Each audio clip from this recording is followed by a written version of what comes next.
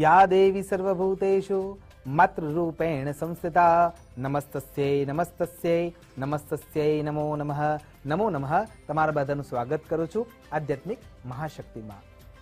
માં જગદંબાની આરાધનામાં જે કવચ છે, જે કોઈ પ્રોટેક્શન આપનારી શક્તિ છે, જે તમામ પ્રકારની નકારાત્મક ઉર્જાઓને રોકી દે છે અને આપણને એક યોગ્ય માર્ગ તરફ લઈ જવાની શક્તિ આપે છે, એનું નામ છે દેવી કવચ. દેવી કવચના અંદર આ અદ્ભુત મંત્ર દ્વારા માં જગદંબાનું કેવી રીતે આપણા શરીર અને બહારના દુનિયા સાથે આત્મસાદતા છે, એકરૂપતા છે, એ જોવા મળે છે. શ્લોક અને મંત્ર બહુ સ્પષ્ટતાથી કહે છે, નમસ્તેસ્તુ મહારૌદ્રે મહાઘોર પરાક્રમે મહાબલે મહોત્સાહે મહાભય વિનાશિની ત્રાહિમામ દેવી દુષ્પ્રેક્ષે શત્રુણામ ભયવર્ધિનીમ પ્રાચ્યામ રક્ષતુ મામેન્દ્રી.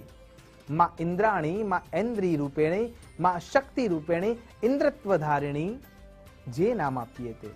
પ્રાચ્યામ રક્ષતુ એ પૂર્વ દિશા તરફથી આપણું રક્ષણ કરે છે. પ્રાચ્યામ રક્ષતુ મામેન્દ્રી આગ્નિયામ અગ્નિ દેવતા, અગ્નિ ખૂણા તરફથી અગ્નિ દેવના તરફથી એ ઉર્જા માં આપણા તરફ લાવે છે. અગ્નિયામ અગ્નિ દેવતા દક્ષિણે વતુ વારાહી. વારાહી દેવી દક્ષિણ તરફથી આપણને પ્રોટેક્ટ કરતી હોય છે આપણે જ્યારે એના લાયક બનીએ ત્યારે. અને એટલા માટે પહેલા આપણા જાતને ઉન્નતતા આપો, તપશ્ચિત થાવ. પ્રાચ્યામ રક્ષતુ મામેન્દ્રી આગ્નિયામ અગ્નિ દેવતા દક્ષિણે વતુ વારાહી નૈઋત્યામ ખડગ ધારણીમ. નૈઋત્ય દિશા તરફથી કે ખૂણા તરફથી ખડગ ધારણીમાં આપણું રક્ષણ કરે છે. નૈઋત્યામ ખડગ ધારણીમ પ્રતિચ્યામ વારુણી રક્ષે.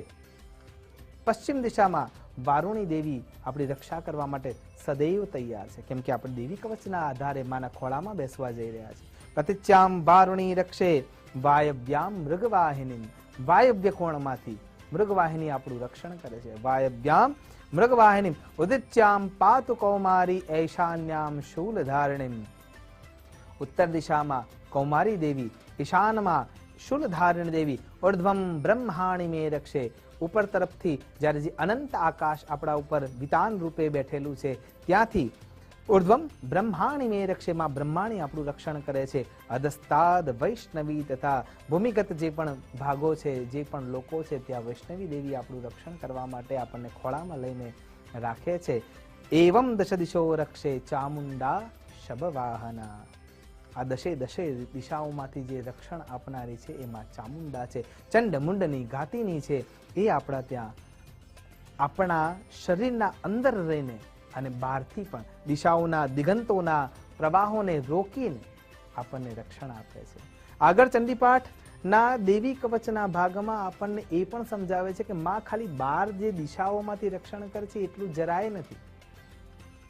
હૃદયના અંદરના પ્રત્યેક ધબકારે ધબકારે, શ્વાસે શ્વાસે કોહમ તો જવાબ મળે છે સોહમ. એ જપ ક્રિયામાં માં શ્વાસે શ્વાસમાં છે. તો શરીરના અંદર કઈ કઈ દેવીનો વાસ છે અને એ કઈ જગ્યાએથી આપણને શક્તિતા આપે છે, શક્તિવંતતા આપે છે, એના વિશે આપણે વિચાર કરવો જોઈએ.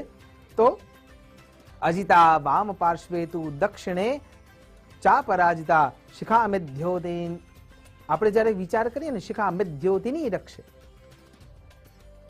અજિતા વામ પાર્શ્વે તુ. માં જગદંબા અજિતા જે છે એ વામ પાર્શ્વમાં, એટલે અર્ધનારેશ્વરનું જો શરીર રૂપે આપણે વિચાર કરીએ તો ડાબા હાથે આપણે વાતાવરણની ઉર્જા લઈએ છીએ અને જમણા હાથે આપણે એ ઉર્જા દ્વારા કોઈને આશીર્વાદ આપીએ છીએ. તો અહીંયાથી કેન્દ્ર ખેંચવાનું છે, અહીંયાથી આપવાનું છે. તો વામ પાર્શ્વ પણ એટલું મહત્વનું છે. આ ડાબું જે અંગ છે, વામ પાર્શ્વ છે, એ શક્તિને ખેંચવાનું કામ કરે છે અને ત્યાંથી એ ઉર્જા કોણ આપે છે? અજિતા વામ પાર્શ્વેતુ દક્ષિણે ચા પરાજિતા. અને જમણી બાજુ એ શક્તિનો સંચય કરીને કોણ એનો ઉપયોગ કરે છે? તો દક્ષિણે ચા પરાજિતા, જે અપરાજિત છે, જે હારી ના શકે, એ દેવી તમને જમણા પાર્શ્વમાં શક્તિથી મંડિત કરે છે.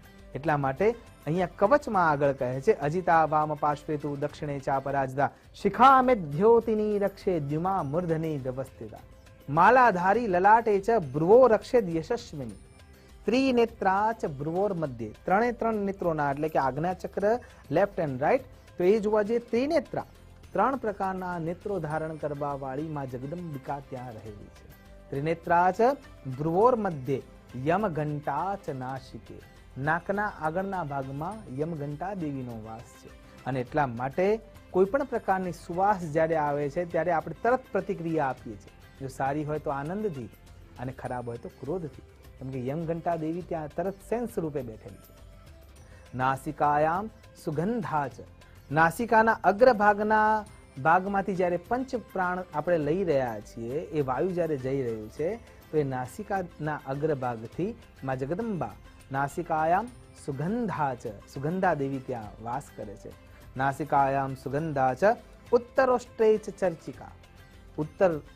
ઉપરના ભાગમાં, જે ઉત્તરનો ભાગ છે, એટલે કે આપણા શરીરના ઉપરનો ભાગમાં જ્યારે જે ઉપરનો હોઠ આવે છે, એ હોઠ પર માં ચર્ચિકા બેઠેલી છે. એ 4 પ્રકારની વાણીઓને કંટ્રોલ કરવાનું કામ કરે છે. પરા, પશ્યંતી, મધ્યમા અને વૈખરી. તો એ 4 પ્રકારના જે શબ્દ બ્રહ્મ નીકળવાના છે, એના કંટ્રોલ માટે માં ચર્ચિકા દેવીની આરાધના કરવી જોઈએ. તો સ્પષ્ટ રૂપે એમ કહે છે, શંખિની ચક્ષુષોર મધ્યે શ્રોત્રય દ્વારવાસિની. શંખિની ચક્ષુષોર મધ્યે, બંને આંખના વચ્ચેના ભાગમાં, જે નાસિકાથી ઉપર આજ્ઞાચક્રના વચ્ચેનો ભાગ છે અને જ્યાં આપણી દ્રષ્ટિ કેન્દ્રમાં આવે છે, ત્યાં શંખિની ચક્ષુષોર મધ્યે, જ્યાં શંખિની દેવીનો વાસ છે. શ્રોત્રય દ્વારવાસિની. તમે તમારા કાનનો આકાર જોશો ને તો ગર્ભસ્થ શિશુ જેવો દેખાશે. તો ત્યાં એક દરવાજો છે. ભદ્રમ કર્ણેભિઃ શૃણુયામ દેવા પેયમ પેયમ શ્રવણ પુટકે રામ નામાભિરામમ. તો અહીંયા આ એક દરવાજો છે કે જે જગ્યાએથી કોઈ પણ શબ્દ જાય છે તો ખરેખર એને જવા દેવો કે નહીં, એ આપણે વિચારવાનું. તો અહીંયા સ્પષ્ટતાથી શું કહે છે? દ્વારવાસિની. દરવાજો રાખેલો જ છે, પણ આપણે એને અનુસરતા નથી. એટલા માટે ત્યાં આપણે કાનના અંદર જે દ્વારવાસિની દેવી રહી છે, એને ખરાબ શબ્દો સાંભળીને અથવા ખરાબ વર્તન દ્વારા સામેવાળાને ઉપસાવીને પણ જો એ શબ્દો બોલાવડાવીએ છીએ તો એ દ્વારવાસિની ત્યાં રૂષ્ટ થાય છે. અને એટલા માટે જેમ જેમ ઉંમર થતી જાય એમ એમ જો અભદ્રતાને આપણે જીવનમાં આચરિત કરી છે તો દેવી ત્યાંથી નિષ્કાસિત થાય છે. તો શંખિની ચક્ષુષોર મધ્યે શ્રોત્રે દ્વારવાસિની કપોલો કાલિકા રક્ષે. અહીંયા માં જગદંબા કાલિકાનો વાસ રહ્યો છે ગાલ પ્રદેશ પર. અને એટલા માટે જ્યારે આપણને ક્રોધ આવે છે ને, ત્યારે સૌથી પહેલા ગાલ પ્રદેશ ઉપર આમ એની ભંગીમાઓ જોવા મળે છે. ક્રોધ સાથે એ ઉપર ચડવા લાગે છે. આંખોના અંદર જે જગદંબા ત્રિનેત્રા રહી છે, એ ખૂણા લાલ કેમ થાય છે? કેમ કે ત્રિનેત્રામાં ત્રીજું જે નેત્ર છે એ કોઈનો નાશ કરવા વાળું છે, એ ખરાબ વૃત્તિઓનો નાશ કરવા વાળું છે. પણ આપણે વિચાર્યા વિના માં જગદંબાનો એ શક્તિને કોઈ અલગ રીતે વાપરીએ છીએ કે ઉપયોગ કરી લઈએ છીએ, જે ખરેખર નિકૃષ્ટતા છે. અને એટલા માટે કપોલો કાલિકા રક્ષે કર્ણમૂલે તુ શાંકરીમ નાસિકાયામ સુગંધા ચ ઉત્તરોષ્ટે ચ ચર્ચિકા અધરે ચ અમૃતકલા જિહ્વાયામ ચ સરસ્વતી. જીભ ઉપરમાં સરસ્વતી બિરાજમાન હોય છે. ઓમ હ્રીમ વદ વદ વાગવાદિની ભગવતી સરસ્વતી શુતદેવી મમ જાડય હર હર સ્વાહા શ્રી ભગવતે નમઃ સ્વાહા ઠહ ઠહ ઠહ સ્વાહા. આ મંત્રનું આરાધન કરવામાં આવે તો ખરા અર્થમાં તમે વાણીની તાકાતને આત્મસાત કરી શકો એમ છો.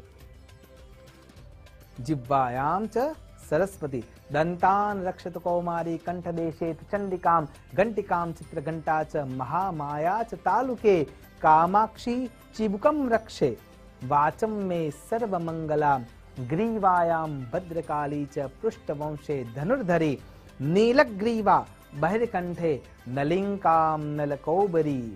આપણા શરીરની જે નળીઓ છે એમાં નલિકા દેવીનો વાસ છે. અને જ્યારે એમાં બ્લોકેજ આવવા લાગે છે ત્યારે આહારથી એ વસ્તુ વધારે જોડાય છે, મેદસ્વીતા શરીર ઉપર વધી જાય છે અને આપણે આહાર શુદ્ધ નથી, તે વસ્તુ યોગ્ય છે જ.